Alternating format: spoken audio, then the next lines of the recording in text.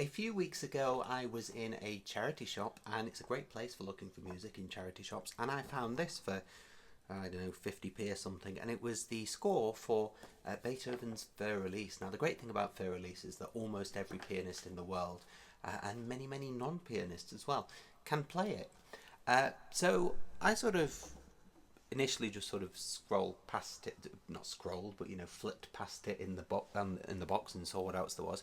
But then I thought, no, you know what? Let's give it a fair crack of the whip, because at the end of the day, people who play Für Elise know this.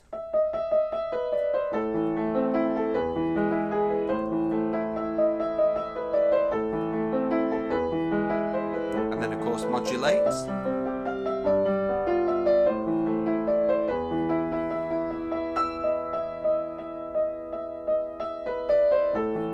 And then they'll finish it off, or maybe do a repeat of that modulation. But anybody who actually knows the piece of music knows that there's a middle section. It's not necessarily a complicated middle section, but it's enough that that a lot of people, because they learn that as a beginner piece, they kind of forget about it and then never think of extending it. And I thought, actually, no, I'll get it and I'll have a look at it. So what I'm going to do is, I mean, I'm not going to have it perfect by the end of the video, obviously, but I'm going to be able to show you it and take you through it and show you how I would practice and eventually learn a piece of music, and give you little tips and tricks that might help you, not for learning Für Elise specifically, but maybe it will help you in your practice. I don't know.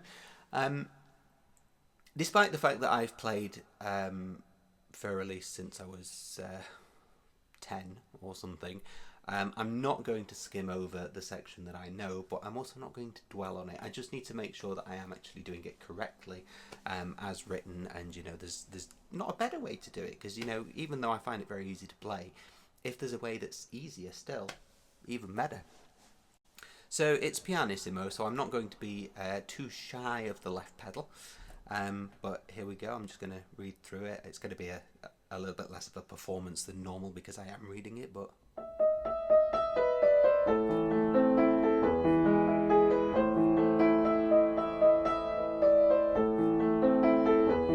okay, so it repeats that, yeah, blah blah, and then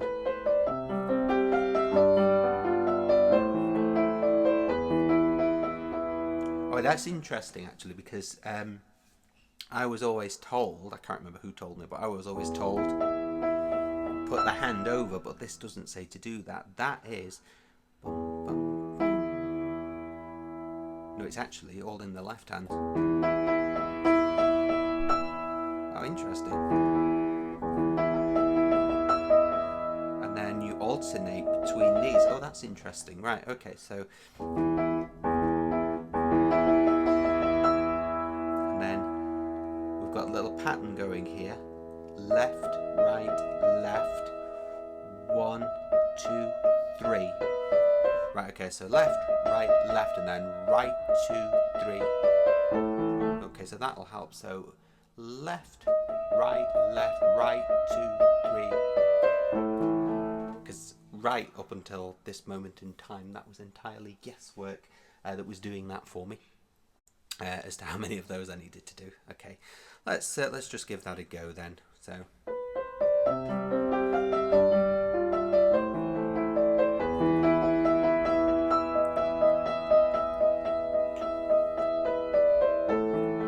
okay, let's just get this structure right as well. So it obviously does that.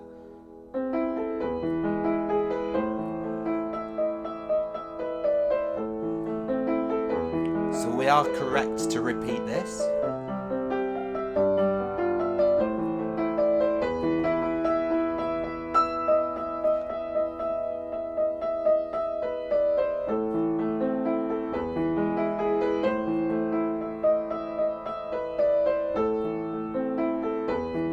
Second. That was terrible sight reading, but never mind.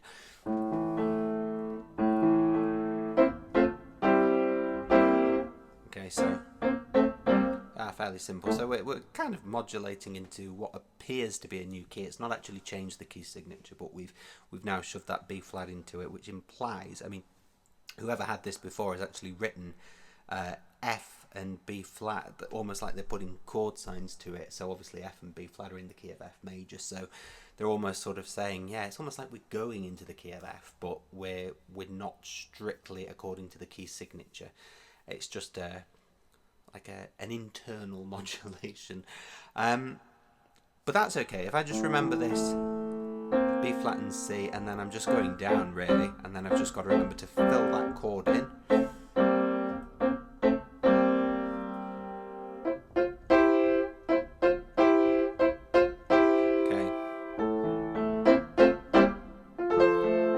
Okay, let's just have a look at the left hand here, because we're still in the semiquavers, but this is it's actually quite straightforward to get your head around, because what they've done is what he's done basically is he's given us semiquaver broken chords for F, and then an inversion of B flat, so we're staying on the F in the bass, which makes it easier still to remember. And then the most awkward bit, which is not that awkward to be fair, but that interval's fine, it's a typical major 7, but we then have to almost chordify it really awkwardly, F, G and B flat with our 2, 4 and 5, you know, and then back to F, and then another of them, and then it's sort of A minors and D minors, and then we've got this lovely G, E, G, F, G, F, but it's got this lovely effect, you know, what you're really tuning into is la, la, la, E, F, F, so the whole thing is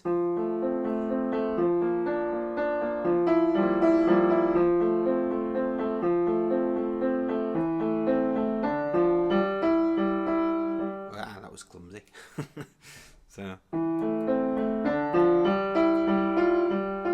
okay, and then we've got a lovely little bit of staccato, but before I move on to that, I'm just going to just get this sorted. We've obviously established okay, no, I got my grace notes muddled up, so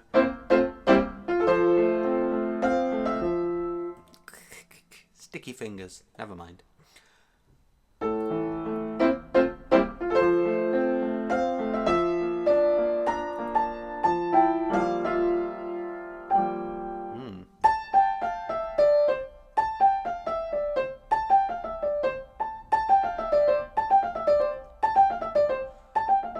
It's really not an unconventional scale that, but it's just the finger 4 going back over there, just to ensure that the rest of it is.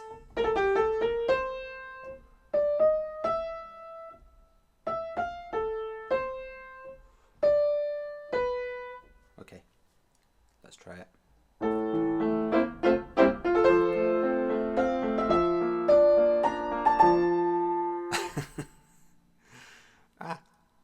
It's the whole putting it together, that's the problem.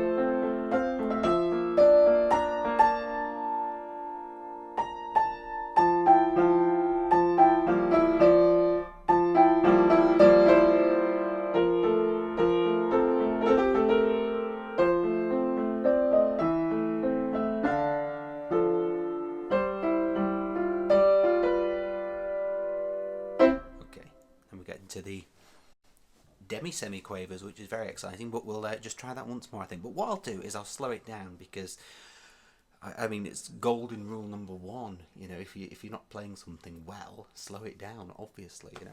I mean, really, I should be using a metronome for this, but for the sake of the video, I'm just going to let it flow.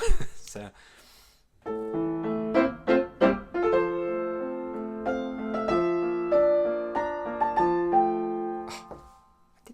something's not. My natural instinct is to go back from the B flat back to the F. Never mind. Conscious effort.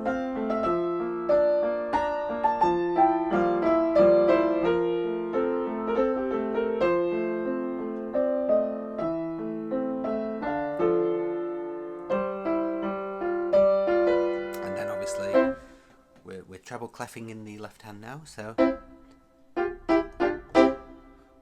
Bass cleffing. Ooh.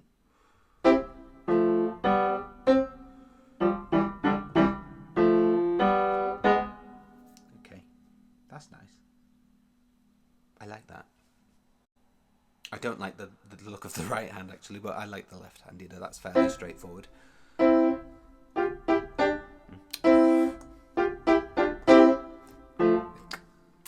can't tell the difference between quavers and semi-quavers, when I'm under pressure. I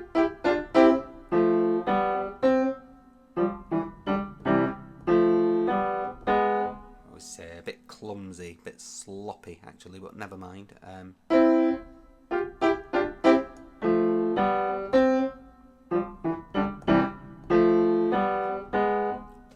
Also not appreciating the fact that it goes back to treble clef. So here,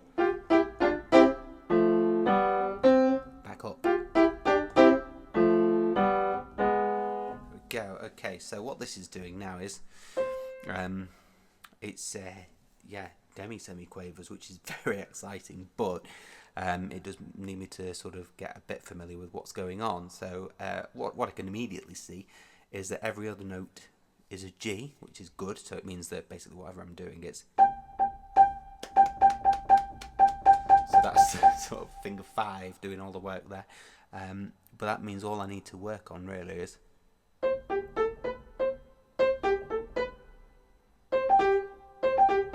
I could use finger 1 all the way. Yeah, actually that works. Because it says to use finger 1 for the E in the next bar, which is...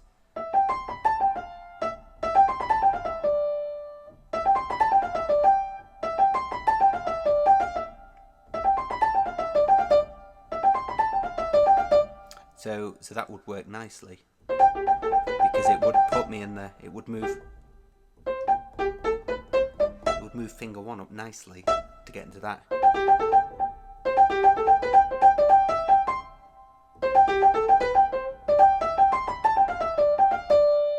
And then it does it again.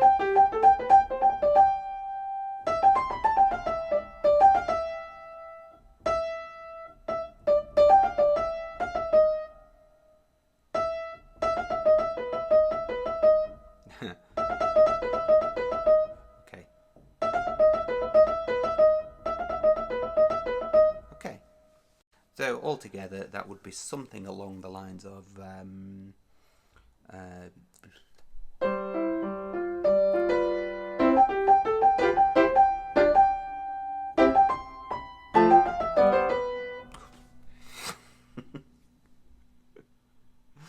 See, this is why it takes so long to learn a piece.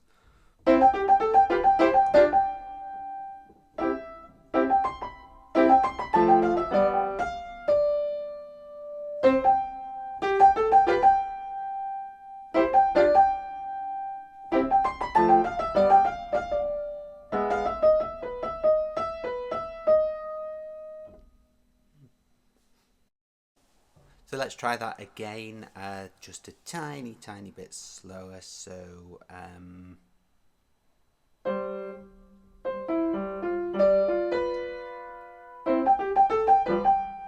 that was terrible.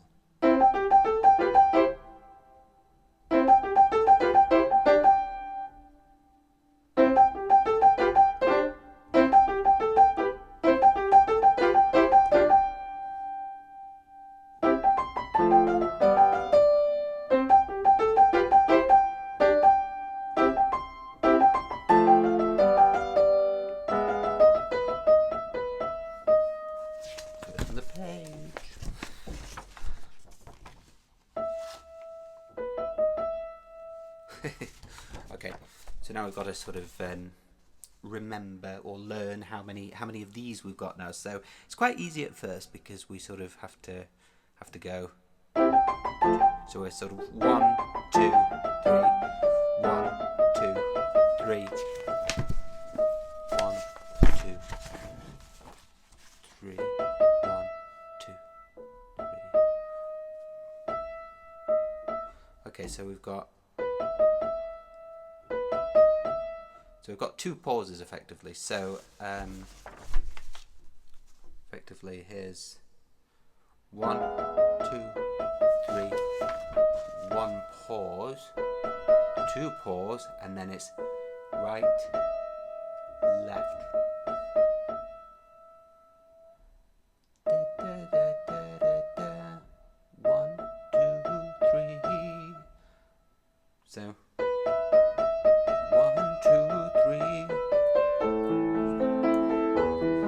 obviously in a proper rehearsal practice context, I would be not progressing through the piece this quickly, because obviously all that's happening now is my short-term memory for the numberings the first time round that I did are going to be replaced by this one. So obviously you need to make sure that you're fairly confident in one section before you move on to the next section. Certainly from a case of memorizing it, if that's how you're going to go. If you're just learning it purely from the score, then fair enough. But you know, the habits can still be a bit temperamental.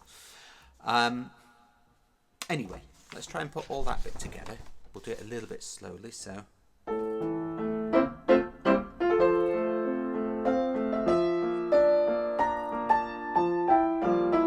Left R.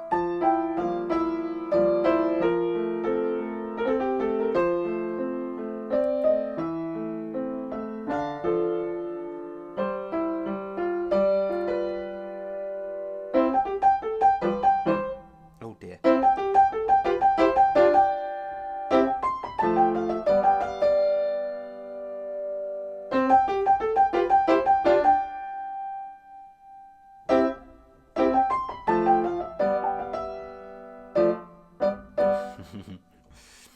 One thing I've also noticed about that is that the first time around, I mean, very small point really, but it you got F, G, E, G, and then D, F, and G the first time round, and it's only D and G the second time round, so it's an empty interval. So, very small point. So, let's go from there again.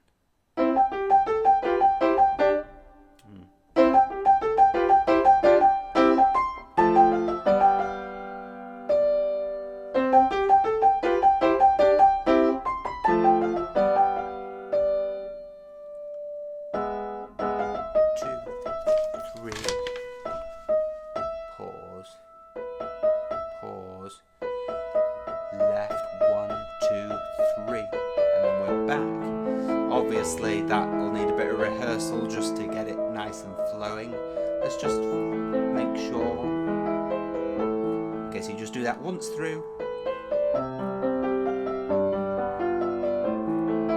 Let's practice this bit again. Left, right, left.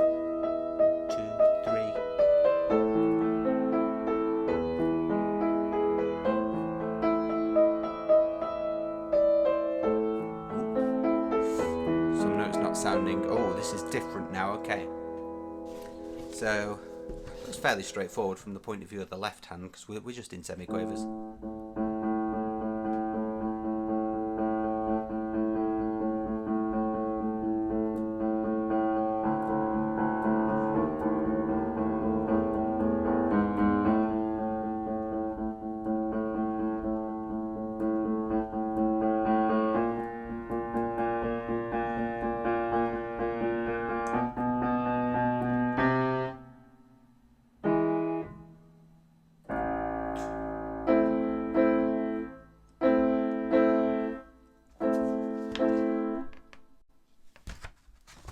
That's that. Oh, and then it's just a repeat of the theme that we already know and love. So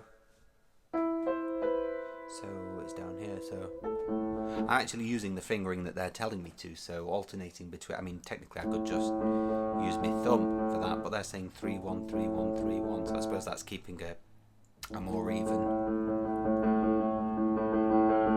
So let's try and remember what these chords are, so rather than just play them blindly, you know, just follow what it says on there, just take note of what they actually are. So we've kind of got like a C sharp diminished 7th, but it's an inversion of, so F minor, D minor, sorry, with an F bass, so a D minor first inversion. That's fairly straightforward. That's like going A to D minor, you know, very common.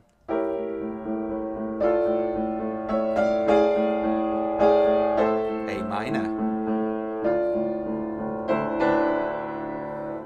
Well, that's easy. We've just got the interval that's making up either end of that inverted D minor chord, and then we're just moving down. that interval.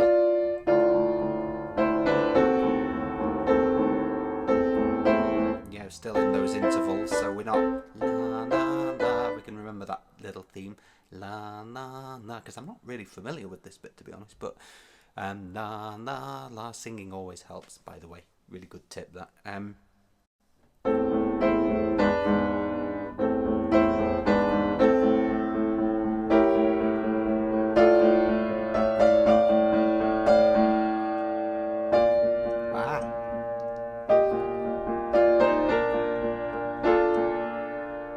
D, F sharp and G, D, F and G sharp. Sorry. Don't even know what F sharp is anymore, apparently.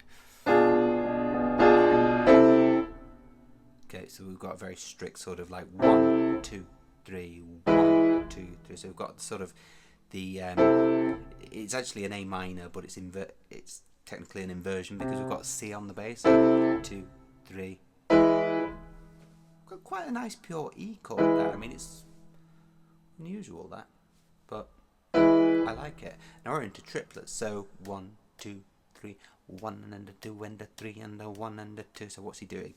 1 and a 2 and a 3 and a 1 and a 2 and a 3 and a 1 and a 2 and a 3 and a 1 and a 2 and a 3 and a. So what's he doing? He's arpeggiating, basically. So we're starting down. No, we're not. We're starting there. A minor, A. Okay, that was nice.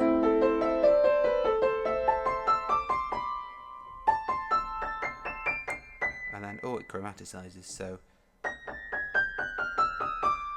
Oh, it does, it chromaticizes, so that's quite easy to remember, but. Fingering might just need a bit of work because I need to ensure that I finish. Not on finger 4, which I'm tempted to do, but on finger 5, so that when I go down, I can start that second arpeggio, which is higher. So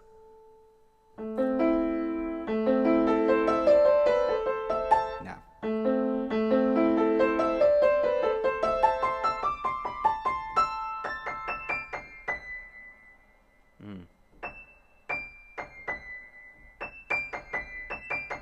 Okay, so it needs to be slightly different fingering there. It needs to finish on the thumb. So it needs to go down to 2 there so that the thumb can... But now it needs to finish on the thumb so that that can finish on my chromatic. Okay, so putting the left hand to that shouldn't be too difficult. Shouldn't be. Famous last words. Down.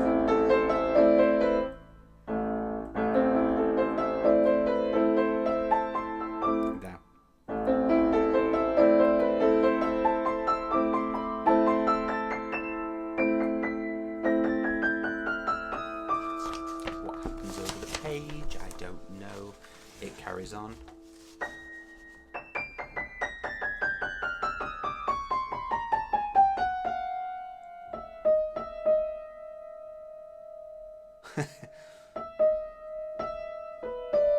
Oh wow, it really does change that dramatically.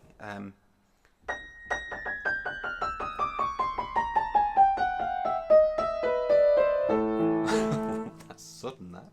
I mean, when I actually perfect that a little bit, I'd like to be able to sort of maybe take it down a little bit so that it transitions a bit more nicely into that. But let's just try playing through that whole section again and just seeing if we can get a little bit of a flow for it. So.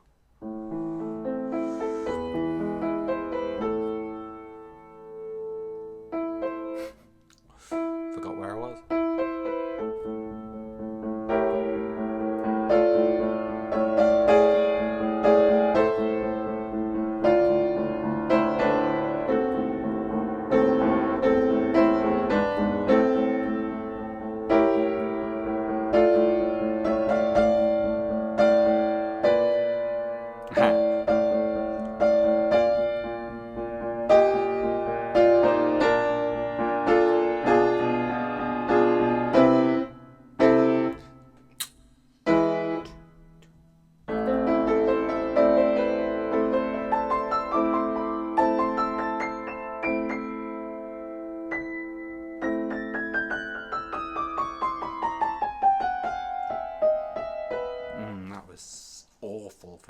Okay.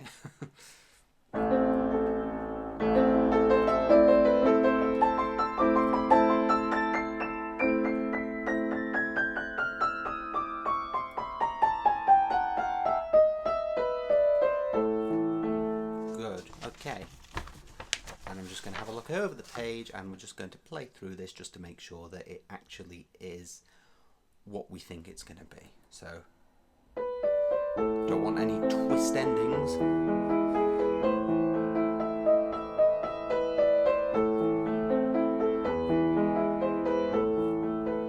Okay, so no repeat of that bit.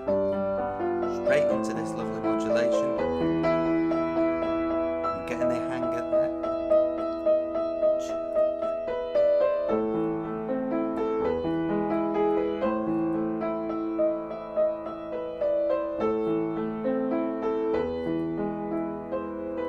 Okay, so we just finish on octave A's there. Good. I mean, it's not great, is it? But it'll be good. That, you know, I'll keep working on that, and then by the end of I don't know. It depends how devoted I am. I've got another few pieces on at the moment, but you know, it's a fairly straightforward one. It should be fairly easy to memorize as well, which is good. And because you sort of got the bulk of it, it's that kind of ternary form structure, and the bit that the A section, if you like, is so familiar and so well known, and so, you know, I can already play it. I just need to sort of work on one or two tiny little techniques in there. Then it should be good. Yeah. And like I say, obviously, if you were learning a piece of music, especially if you were learning it from scratch, from absolute scratch, and especially if you didn't know how the piece went to begin with, you know, it wasn't one you were familiar with audibly, even, you'd structure it out, you'd chunk it out a bit better than that. You know, you don't want to be racing through it like I've done in about 30 minutes for the sake of making this video. But nonetheless, that's a very condensed practice structure. So maybe there's some techniques in there that might have helped. I hope so. And let me know if you want any more videos like this.